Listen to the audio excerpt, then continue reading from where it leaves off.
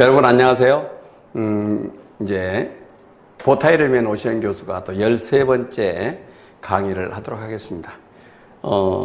일부 내 강의를 들어본 분들이 뭐라고 얘기하자면, 교수님은 처음에 시작할 때는 웃으면서 시작을 하는데 하다 보면 막 빠져들어가 가지고 그냥 안 웃고 강의를 한다 그래서 제가 좀 그런 경향이 좀 있죠. 그건 왜 그러냐면 여러분들한테 막 집중적으로 가르치려고 보니까 나도 모르게 집중을 하니까 웃는 것보다는 그러는 것 같아요. 그래서 웃으면서 강의를 하도록 그렇게 노력을 해보겠습니다. 여러분들도 제 강의를 들으면서 제가 웃을 때 덩달아 웃으면 재밌어요. 그러면 정신도 말똥말똥해지고 저 사람이 웃는 표정이 참 좋다 그런 느낌이 들면 공부도 그냥 웃으면서 이렇게 자기도 모르게 웃으면서 따라오거든요. 지금 여러분 다 웃고 있잖아요. 그죠? 그러니까 우리가 웃으면서 공부를 합시다. 공부를 너무 심각하게 막 어렵게 하면 힘들어요. 그러니까 웃어가면서 이렇게 고개를 끄덕끄덕 해가면서 또는 경우에 따라서는 소리를 내서 따라가면서 이렇게 복창을 해가면서 공부를 하면 효과가 좋습니다. 특히 소리내서 읽거나 소리내서 말을 하면 굉장히 공부 효과가 한 3배 정도로 높은 것 같아요. 제 경험에 의하면. 그러니까 머릿속으로만 이렇게 통박을 굴리고 있으면 이게 표현이 안 돼요. 그러니까 눈으로만 책을 읽으면서 공부를 한 사람은 답안지를 못 써요. 답안지를 못 써. 왜냐하면 계속 써버려야지 본능적으로 이렇게 답안지가 써지거든요. 그런데 쓰지 않고 계속 눈으로만 읽은 사람은 답안지 쓸 때는 말이 뱅뱅뱅뱅 돌면서 안 써져요. 그것도 그러니까 여러분들은 써가면서 공부를 하세요. 사람은 이 지적 능력이 우리가 저 같은 경우도 이게 이렇게 화면으로 쏴가지고 강의를 할 수도 있겠죠. 그러면 굉장히 깨끗해 보이고 편해 보일 수도 있지만 여러분의 머리나 제 머리나 비슷하지 않겠어요? 그래도 저도 어차피 옛날에 사법고시 다 깨간 사람이고 그러니까 머리 좋단 말은 들었을 거 아니에요. 그러나 쏘는 것을 보는 것은 순간적으로는 깔끔해 보이지만 장상이 남질 않습니다. 그러니까 내가 필서를 할 때 여러분도 따라서 필서를 하고 그러면서 내가 말을 할 때 같이 여러분의 지적 활동이 따라오고 그렇게 되면 이해가 쉽게 된다라고 생각을 합니다. 그러면 지난 시간에는 저희들이 대리권에 대해서 공부를 했으니까 이번에는 이제 골치 아픈 무권 대리에 대해서 공부를 하도록 하겠습니다. 무권 대리입니다.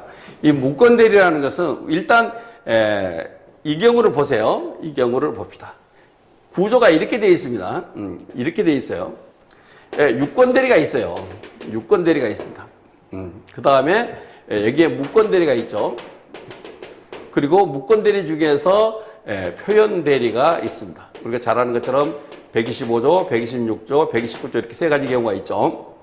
그러니까 근본적으로 말해서 표현 대리는 무권 대리입니다. 표현 대리는 무권 대리예요. 그래서 표현 대리를 주장하는 것은 유권 대리를 주장하는 것이 아니다라는 거예요. 유권 대리를 주장하게 되면 표현 대리나 무권 대리를 주장하는 것이 아니다. 왜냐하면 이 두 개는 뭐죠? 양립할 수가 없잖아요. 유권과 무권이 어떻게 동시에 존재할 수 있어요? 이것은 하나님도 존재를 못 시켜요. 유권과 무권은 동시에 존재할 수 없는 거예요. 그런 것처럼 표현 대리를 주장하는 것은 유권 대리를 주장하는 것이 아니고 유권 대리를 주장하는 것은 표현 대리를 주장하는 것이 아니다. 우선 여러분들이 이것을 먼저 기억을 해둡시다. 당연히 무권 대리는 이제 대리권이 없는 상태죠. 대리권이 없는 상태를 우리가 무권 대리라고 합니다. 그래서 우선 설명을 하기 전에 전체적으로 우리가 한번 이걸 보면요. 대리권의 관계대를 우리가 한번 봅시다. 대리권의 관계대를 보면 여기에 이제 본인이 있고 여기에 지난번 것처럼 수권이 있어서 다시 말해 대리권이 있는 거죠. 대리권이 있다. 그 다음에 여기에 이제 대리인이 있겠죠. 대리인이 있고. 그럼 당연히 대리인이 상대방과 거래를 할 테니까 이제 그리고 당연히 이쪽에는 이제 효과가 생길 것이고 여기는 이제 대리 행위가 있게 되고 몇 번 얘기했습니다만 이 대리 행위는 법률 행위만 해당이 된다. 꼭 기억을 해두세요. 법률 행위만 해당이 된다. 그래서 의사결정을 누가 한다고요? 이 대리인 B가 해야 된다라고 했습니다.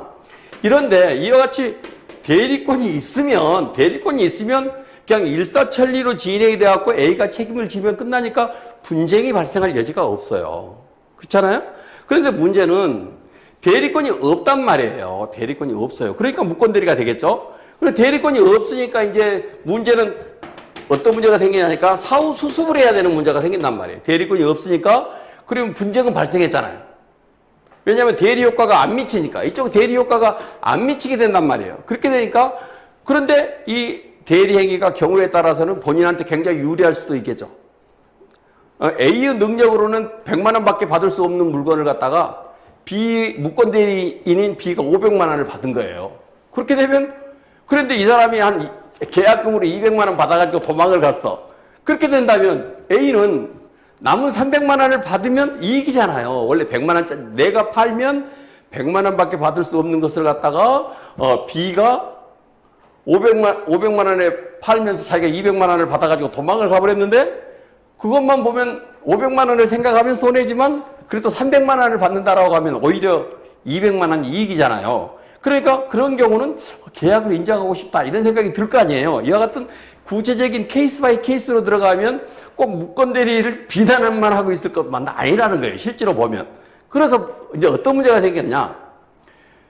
그래서 일단 상대방은 A에게 이제 첫째로 대리 효과를 추궁하고 싶겠죠. 그러나 이 A는 아까 같이 그렇게 횡재를 하는 경우는 상관이 없지만 아파트를 팔아먹고 도망가는 경우에는 여러분 같으면 아파트를 주겠어요? 안 주죠. 그렇기 때문에 이것을 갖다가 이제 부정을 하게 될 것입니다. 그죠? 부정을 하게 될 거예요. 그래서 상대방은 제일 처음에 이제 하는 게 뭐냐? 제일 처음에 일단 본인에게 사정을 해야 되겠죠. 그죠? 본인에게 사정을 해야 될 것이니까 하는 것이 뭐냐니까 최고권입니다. 최고권을 행사합니다. 이 최고권이라는 것은 B라는 사람이 당신의 대리인이라는 자격으로 나에게 당신의 아파트를 팔았다. 그렇다면 당신은 그것을 인정해 줄래? 하고 물어보고 싶을 거 아니에요. 그러면 이 최고권을 받은 A는 액션이 어떻게 나오느냐? 본인의 A 액션은 첫째로는 답변이 있을 것입니다. 답변이 있는데 이 답변은 그래 추인할게. 이것을 인정하겠다라는 거죠. 인정하겠다. 또는 추인을 거절할 수도 있을 것입니다. 거절할 것이다. 그럼 이것은 부정이죠. 그러면 추인하는 대로 효과가 생기겠죠. 인정한다. 100만 원짜리를 500만 원에 팔아가지고 내가 300만 원 받으니까 나 이익이야. 속으로만 생각하고 추인을 할 거라는 거야. 또는 100만 원짜리를 50만 원에 팔았다? 그러면 당연히 추인을 거절하겠죠. 그러면 이 추인이나 이 거절은 거절하겠다라는 의사를 표시했죠.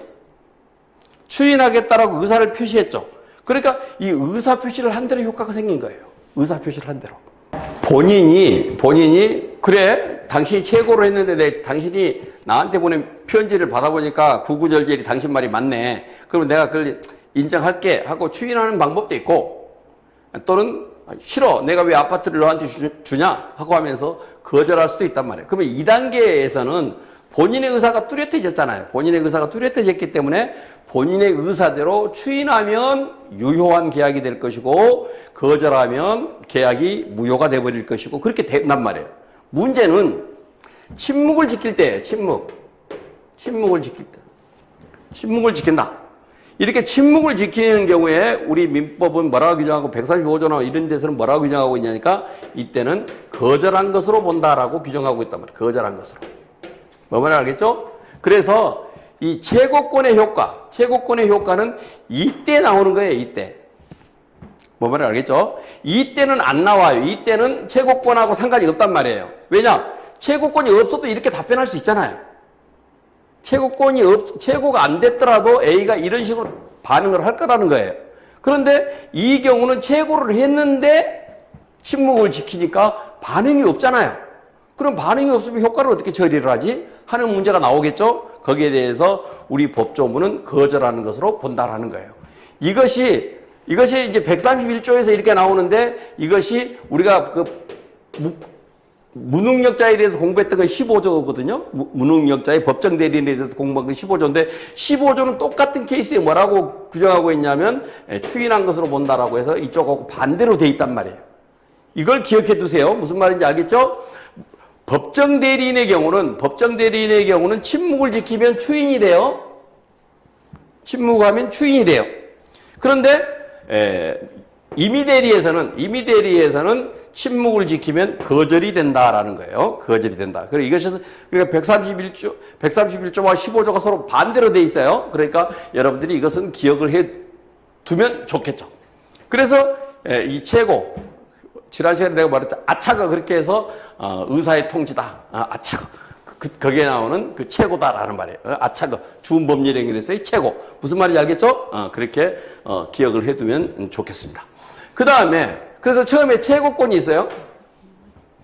두 번째로 그렇게 되면 추인을 하게 되면 그냥 대리 효과가 생기니까 이때는 모든 사람이 에브리바디 해피하게 되는 거예요. 에브리바디가 해피하게 돼요. 그런데 거절하게 되거나 하게 되면 상대방은 이쪽에다 책임을 묻게 된단 말이에요. 그런데 분명히 계약서를 뭐라고 썼냐면 A의 대리인 B라고 썼죠? A의 대리인 B라고 썼어요. 그런데 A한테 찾아가서 책임져라. 아파트를 나한테 넘겨달라.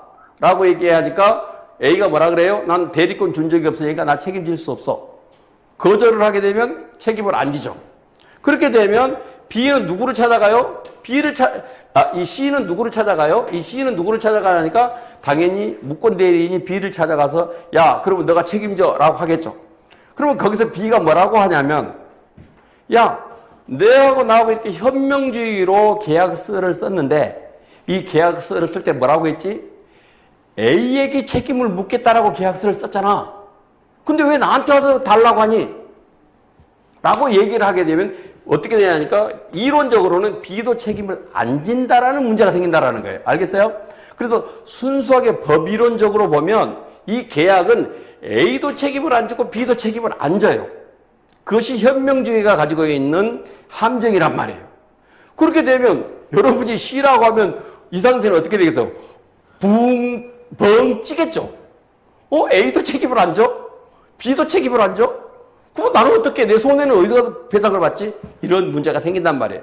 그래서 135조가 뭐라고 규정하고 있느냐? 135조가 뭐라고 규정하고 있냐면 이 경우 B에게 가서 두 가지를 요구할 수 있는데 야, 원래대로 본인이 이행하는 것처럼 너도 나한테 이행을 해다오 라고 요구를 하거나 아니면 손해배상을 해다오 라고 요구를 하거나 이렇게 할 수 있다라고 135조가 규정을 하고 있어요. 뭐 말인지 알겠어요? 그러니까 135조가 없다면 이거예요. 135조가 없다면 법이론적으로는 현명주의를 취하고 있는 우리 민법에서는 A도 책임을 안 지고 B도 책임을 안 져요. 그런데 135조가 저렇게 둘 다 미꾸라지처럼 빠져나가는 경우를 예상을 해서 135조가 친절하게 B에게 책임을 묻도록 하고 있단 말이에요. 그렇기 때문에 이 무권대리인 B가 지는 책임은 어떤 책임도 아니고 법정 책임이라는 거예요. 법적 성질이. 135조 법조문이 규정하고 있기 때문에 지는 책임이다라는 얘기예요. 그것을 여러분들이 이해를 하게 되면 굉장히 지식이 깊어져 버려요. 순간적으로. 이것을 여러분들이 꼭 기억을 해 두시기를 바랍니다. 무슨 말인지 알겠죠? 그 다음에 그러니까 이제 이것만 기억을 하면 무권대리의 문제는 여러분들이 충분히 쉽게 이해가 돼요. 무슨 말인지 알겠죠? 그래서 여기다가는 최고권을 행사하게 되고 또는 그래서 A 쪽에서는 이제 이쪽에 대해서 추인권을 행사하겠죠. 추인권을. 이 추인권이라는 것은 또는 추인권은 B에게 행사해도 되고 C에게 행사해도 돼요. 추인권은. 그러니까 이런 거 없는 상태에서도 아까 말한 것처럼 그 계약이 유리하다고 판단되면 이 A는 C나 B를 상대로 추인권을 행사해서 그냥 원래는 무권대리지만 내가 인정을 하겠다라고 해서 인정을 하는 거예요. 근데 여기서 조심해야 될 것은 이 추인권은 수권행위가 아니라는 거예요. 뭐 말인지 알겠죠? 이 추인권 행사는 별도의 권리를 행사하는 것이지, 이 수권행위를 주는 게 아니다라는 거예요. 그러니까 무권행위가 유권행위로 되는 게 아니라는 거예요. 무권행위가 유권행위로 되는 것이 아니라 그냥 추인권의 효력이라는 거예요. 추인권의 효력이라는 거예요. 그것을 여러분들이 구별할 수 있었으면 좋겠습니다. 그 다음에, 이제 단독행위인 경우에는 철회권을 행사하는 거죠. 그것은 거절권하고 같은 거예요. 거절권하고 철회권은 같은 것이라고 여러분들이 이렇게 이해를 했으면 좋겠습니다. 그래서 이것이 이제 이 이행 청구권과 손해배상 청구권, 이것이 소송법으로 가게 되면 선택적 병합의 문제가 되는 거예요. 이것이 소송물이 두 개잖아요. 이행을 청구하는 것하고 손해배상을 청구하는 것이 소송물이 두 개가 되니까 이것이 그 소송법으로 가게 되면 객관적 병합의 선택적 병합이 되는 그런 문제로 발전을 해 나간다라는 거예요. 무슨 말인지 알겠죠? 그러면 무권 대리에 대해서는 이 정도로 하겠습니다.